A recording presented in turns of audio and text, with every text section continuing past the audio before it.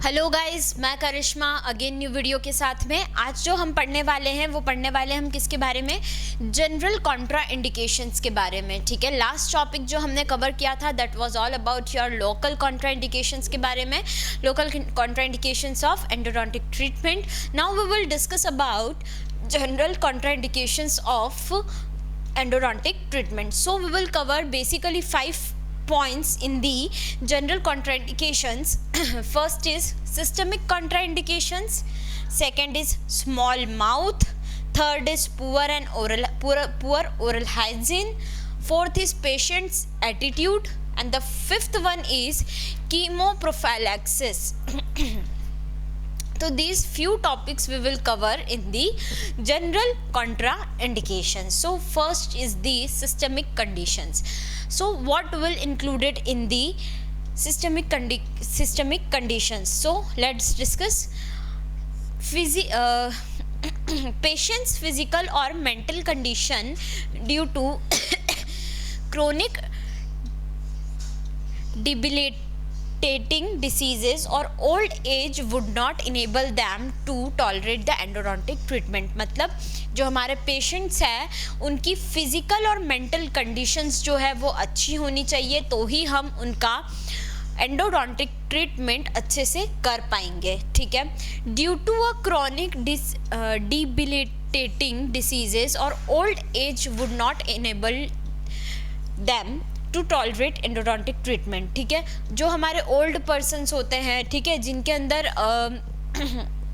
Chronic diseases होती है, ठीक है, ओल्ड पर्सन्स में, तो वो लोग जो डिसीज वाले होते हैं, जिनकी फिजिकली और मेंटली कंडीशंस अच्छी नहीं होती है, तो वो पेशेंट्स का हम एंडोडोंटिक ट्रीटमेंट नहीं कर पाते और ऐसे पेशेंट एंडोडोंटिक ट्रीटमेंट को टॉलरेट भी नहीं कर पाते। ठीक है, तो एंडोडोंटिक ट्रीटमेंट के लिए सबसे मेन चीज़ है उनकी फिजिकल मेंटल कंडीशंस, और कोई क्रोनिक डिसीजेस नहीं होनी चाहिए और फिजिकल मेंटल कंडीशंस अच्छी होनी चाहिए, तो ही हम उनका ट्रीटमेंट कर पाएंगे। ठीक है, in patients with severe systemic diseases such as active diabetes and syphilis and TB.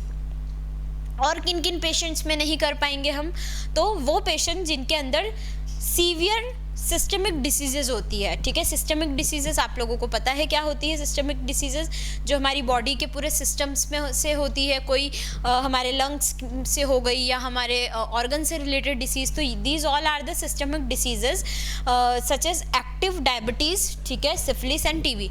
तो ये जो डिसीजेज होती है, वो पेशेंट जिसके अंदर सीवियर सिस्टमिक डिसीजेज प्रेजेंट होती है, उनके अंदर हम ये एंडोडोंटिक ट्रीटमेंट नहीं कर सकते। सो ये क्या हो गया, हमारा फर्स्ट जनरल कॉन्ट्राइंडिकेशन हो गया, जो कि है सिस्टमिक कंडीशंस, जिसके अंदर हम पेशेंट का ट्रीटमेंट नहीं करते हैं। ठीक है, sir let's come on the second topic for that is small mouth.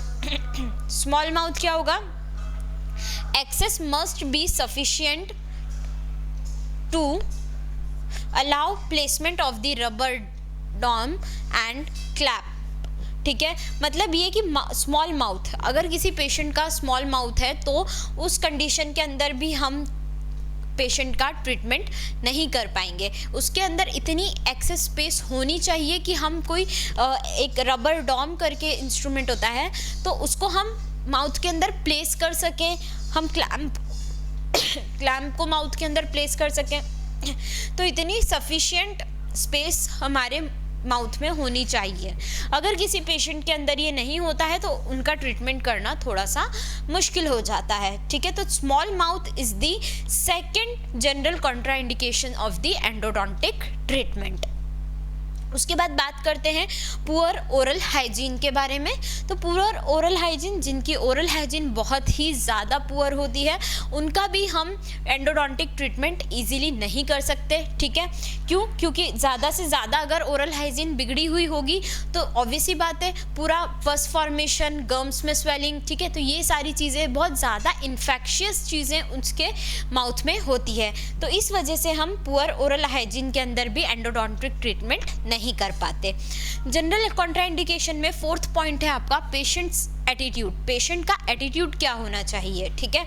अगर हमारा पेशेंट ही ट्रीटमेंट करवाने के लिए एग्री नहीं होगा, ठीक है, अगर हमारा पेशेंट ही उस चीज़ के लिए डिनाई कर रहा है या उसको फियर है उस चीज़ से, तो हम ट्रीटमेंट अच्छे से नहीं कर पाएंगे, ठीक है।